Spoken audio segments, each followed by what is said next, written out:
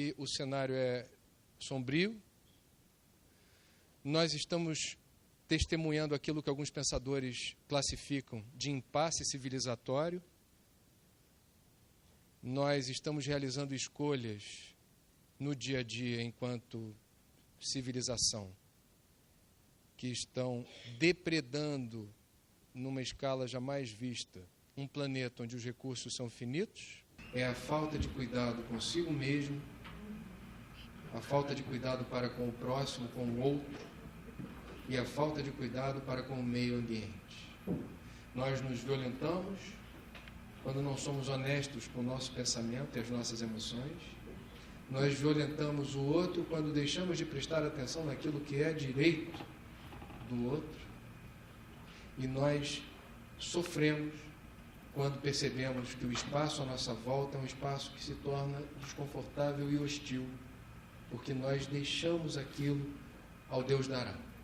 Ou seja, o planeta tem se tornado hostil à nossa presença, ele está se transformando, ele está respondendo a essas agressões. E nós não reconhecemos a nossa culpa no processo.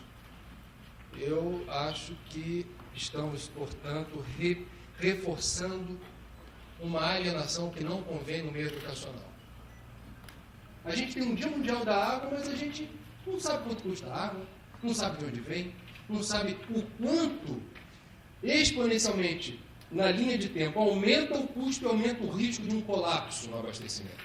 Portanto, falar de sustentabilidade no século XXI, numa escola ou numa universidade, significa falar de sobrevivência. A gente perdeu o direito de errar. Não dá mais para adiar, não dá mais para postergar esse assunto. Ele está na ordem do dia. Um problema que envolve a cidade. Nós não somos sustentáveis. Eu não conheço nenhuma cidade do mundo sustentável. Sustentável seria a capacidade de uma cidade se manter em equilíbrio com toda a matéria-prima e toda a energia necessária para seu funcionamento são obtidos ali.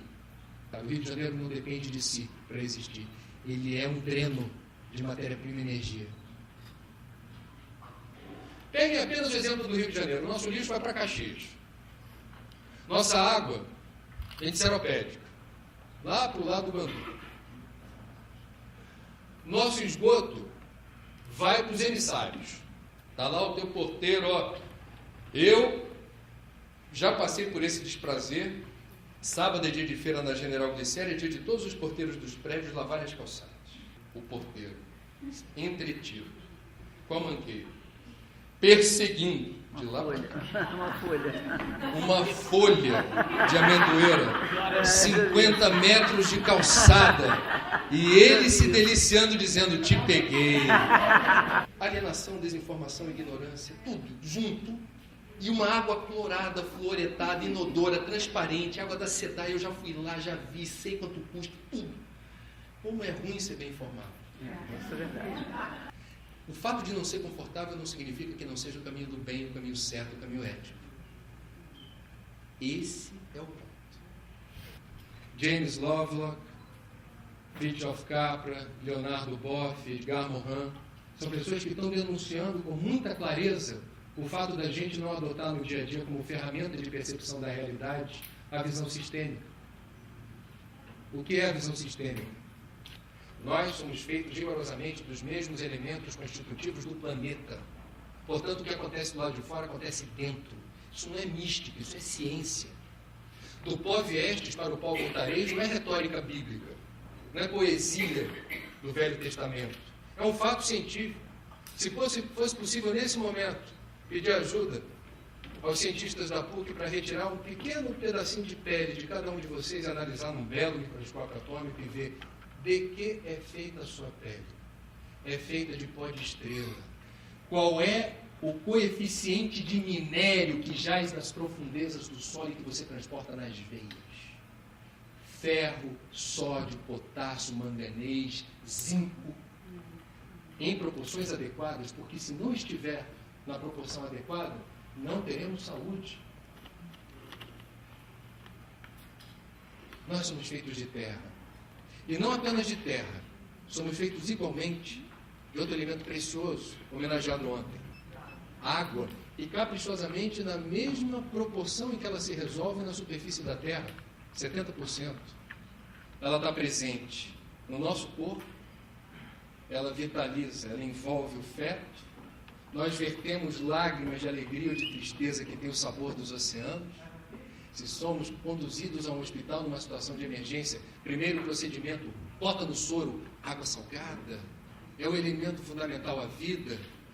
O melhor isotônico que tem, não tem nome sofisticado, nem cores exuberantes, é a água de coco, é um elemento afim. Nós somos feitos de terra, somos feitos de água, somos feitos de ar, e o ar não fica por último, por ser menos importante, é justamente o contrário. A gente sabe que uma pessoa aqui embaixo poderá suportar vários dias sem ingerir alimentação sólida, porque ela não vai morrer, ela sobrevive. Em alguns casos pode ser bem interessante, mas uma dieta forçada. Se tiver uma pessoa aqui, ela pode suportar um número menor de dias sem ingerir líquidos, ela fica desidratada, muito mal, fraquinha, mas não perece. A pergunta é, quanto tempo sem ar? Alguns poucos minutos. E se passar de alguns poucos minutos, há abalos neurológicos irreversíveis. O ar é fundamental e nós não sabemos respirar. E nós banalizamos o ar das cidades. Basta estar em São Paulo, e não precisa ser tabagista, para inalar no intervalo de 24 horas o equivalente a 2 cigarros. Somos analfabetos ambientais. Legislação ambiental, tudo isso não veio da cúpula do poder, veio de baixo para cima. Um traço comum ao movimento ambientalista é incomodo para burro. Eu digo para os meus alunos aqui na PUC, você é jornalista, já tem que incomodar. Jornalista que faz as perguntas que sempre interessam ao entrevistado não é jornalista, é relações públicas ou assessor de imprensa. Repórter é chato. Se é repórter e atua na área ambiental, se não está incomodando, é algo errado. A gente pode não ser deselegante ou deseducado, mas a gente tem que incomodar. Quando a gente fala de ambientalismo, ou de preocupação com a ecologia e sustentabilidade, a gente está falando de um movimento que vem de baixo para cima. Um movimento subversivo, ele subverte. Ele diz assim, está com inveja da China? Vai ver o que o chinês está respirando. Vai ver o que tem de água doce limpa na China. Faz uma, e óbvio que não é possível, faz uma pesquisa de opinião, como se fosse possível fazer isso na China, perguntando para o chinês, você é feliz? Está tudo bem aí? Depois de 2, 3 meses de advertência, faz o que se fez no carnaval com xixi na rua. Vai, pega, desculpa, eu vou levá-lo para a delegacia por uma autuação de uma infração levíssima, mas é infração. Você vai perder meia hora da sua vida, com sorte, só meia hora, passando pelo constrangimento de ser levado para uma delegacia porque jogou uma embalagem de picolé no chão. Então você teve uma redução de custo de verba pública do contribuinte para um gênero de acidente que não precisa acontecer se você usa assim. Tem que se fazer com lixo no chão que se fez com xixi na rua e com motorista que não usa assim. Tolerância zero, acabou. E temos razões para isso. Mais uma vez, quem paga IPTU, pague sabendo que a maior fatia do IPTU vai para a colônia. Eu convoco a população do Rio de Janeiro com o maior réveillon, o maior espetáculo da terra. Ok, ele só falou isso. No dia seguinte vai o povo e deixa aquela lixarada. Uma entrevista na praia direto com o gerente da colônia. Exclusivo. Atrás tem um exército de garimpo varrendo. E ele dizendo, mas ele tem orgulho de dizer, em 3 horas apenas, teremos todas as praias do Rio de Janeiro limpas. Recolhemos 116 toneladas de lixo, rápido, de madrugada. Somos eficientes. Somos eficientes? Somos porcalhões. Ou vai a um lixão e vê, sente o cheiro, pisa naquilo, você volta transformado. E esse cheiro te acompanha. Porque as narinas da garotada são muito sensíveis. Então você é uma fedentina, é aquele metano todo que fica embrenhado dentro de você e que você leva para casa e você se lembra, quando você jogar fora aquilo que vai parar no lugar errado e que custa caro fazer o manejo, você viu, sentiu o cheiro e pisou. Excursão de escola no século XXI, pública ou privada, que não vai à estação de tratamento de água, estação de tratamento de esgoto ou aterro de lixo, replica analfabetismo ambiental. Isso desenvolve uma relação realmente inspirada e comprometida com aquilo que eu estou chamando de meio ambiente, quando você introjetou aquilo sensorialmente. Não adianta ficar dizendo, pessoal, olha o lixo, leva no mar de lixo. Depois me conta. Não sei se você tem ideia, professor André Trigueiro, do dinheiro disso. Da despoluição da Baía de Guanabara. Você já teve um impacto muito rápido na qualidade da água de alguns pontos da Bahia e de praias de Paquetá que se tornaram próprias para o consumo, para o banho. Então, é algo muito interessante que apenas uma estação, ainda que grande, existem outras tantas planejadas, permitam que num intervalo de tempo curto aconteça esse resultado. E eu não consigo mais separar, graças aos autores que me corromperam, me ensinando a tal da visão sistêmica, economia de ecologia. Não consigo separar. Para mim, não há desenvolvimento econômico sem sustentabilidade. Por quê? Sem sustentabilidade, o desenvolvimento econômico de curto prazo. Vá lá, médio prazo. Ele tem prazo. Ele tem limite. Quando a gente fala de sustentabilidade, o que seria sustentabilidade? É sustentável todo projeto, todo sistema que respeita os seus limites, a sua biocapacidade, a sua capacidade de suporte.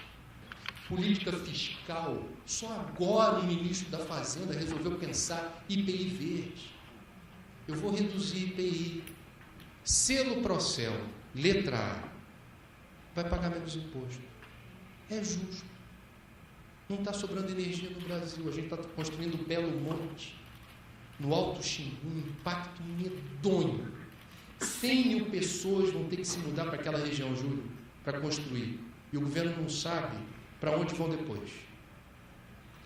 Você tem toda uma repercussão muito grande de impactos de longuíssimo prazo, alguns irremediáveis, para gerar energia para o Brasil. Aí você tem a classe C emergente, graças a Deus, mais gente comprando eletrodoméstico, comprando coisa para botar na tomada. E você cobra o mesmo imposto do que é eficiente, daquilo que não é. Eu estou feliz de estar vivo para ver o ministro da Fazenda dizer isso, graças a Deus. Ele disse, mas já voltou atrás, o EPI já acabou, vamos que vamos. Está em andamento no Brasil um processo de rastreabilidade da carne para que a gente saiba exatamente a origem da carne que consumimos. Ou seja, se a carne que eu estou comprando é legal, se ela vem de uma parte do país que não determinou desmatamento, queimada, e isso faz a diferença. A maior parte das emissões brasileiras de CO2 está relacionada com criação de carne bovina. Aquele Jorge Soros, mega especulador, veio para o Brasil comprar pedaço de terra para plantar cana, virou um big business. E aí você precisa ter o controle do processo para não repetir com a cana o que se verifica com a carne. Isso é que está acontecendo nos meios de produção. Não basta produzir, é o que eu estou falando, ecologia e economia. Você precisa qualificar o desenvolvimento. Quem pode pagar tem o dever de fazê-lo. Por quê? Porque já entendeu que é um processo de transição da economia. Eu não vou esperar IPI verde para comprar selo Procel letra A. Eu posso pagar. Agora não tem jeito, eu precifiquei. Eu estou bancando. Deve fazê-lo. A gente está vivendo um período de transição. Low Carbon Economy, tão insensado por aí, economia de baixo carbono. Começa com escala. Você precisa ter escala para o preço cair. Só chega na escala quando gente, cabeça dura, banca. Falar de consumo consciente para jovem, para adolescente, é um desafio dos bons. E nada mais ecologicamente correto do que a gente ensinar a garotada não a consumir, ela que faça as escolhas dela, mas os riscos embutidos nas escolhas que você faz no ato político de consumo. Quer dizer, eu acho que é obrigação do professor, me desculpa, eu estou colocando esses termos mesmo, no século XXI, sob o império da sociedade de consumo, ensinasse os alunos a se proteger daquilo que é uma praga, que é: eu sou refém da publicidade, eu sou refém da sociedade de consumo com os seus valores, eu não sei me livrar disso, parece que é tudo certo. O professor não falou que é problema? Eu passei tantos anos na escola, nenhum professor me disse que eu deveria prestar atenção nessas coisas. Não sejam cúmplices disso. Quem paga o meu salário é a publicidade, na Globo News ou na CBN. Não fui demitido ainda. Aonde eu estou, eu já escrevi sobre isso, já falei isso na CBN, já falei isso na Globo News. Eu não sou contra a publicidade. Eu tenho aluno de publicidade. Eu denuncio a publicidade que fomenta o consumo compulsivo. Que todo mundo tem um ponto fraco. É vulnerável à liquidação. Aquela marquinha que você idolatra. Gnu é um mamífero de sangue quente que me parece foi criado por Deus para servir de comida para um bando de carnívoros na África. Para leão, para leoa, para hiena, para um monte de bicho. Eles existem aos milhões nas estepes africanas. Não importa se ele viu ou não viu uma leoa, se foi alarme falso. Ele fala assim: começa um espetáculo. Milhões de bichos correndo para um lado. Eles não pensam por que eles estão correndo nem para onde, eles correm. Nós somos gnus. A gente está fazendo o que alguém já disse para fazer e você nem sabe direito o que você está fazendo. Eu acho que vocês têm métodos, como cada um tem a sua tática mesmo de guerrilha, de fuçar e descobrir. Gente, curiosidade não se ensina. Curiosidade é atributo. E tem um sentimento ainda aristocrático nesse país. Alguém vai fazer isso por mim. E a gente não muda a cultura por decreto. A gente não muda a cultura por medida provisória. É o testemunho, é o protagonismo, é o pioneirismo, é a insistência. Nós somos muito afeiçoados à rotina. Cuidado, a rotina é traiçoeira. Nada é, tudo está. Tudo se transforma o tempo todo. Os filósofos gregos sabiam disso lá atrás, que está sendo debatido nas altas esferas dos grandes pensadores da sustentabilidade. Ou seja, você segrega, é reinserido na cadeia produtiva. O que é matéria orgânica? Dá para minhas minhocas.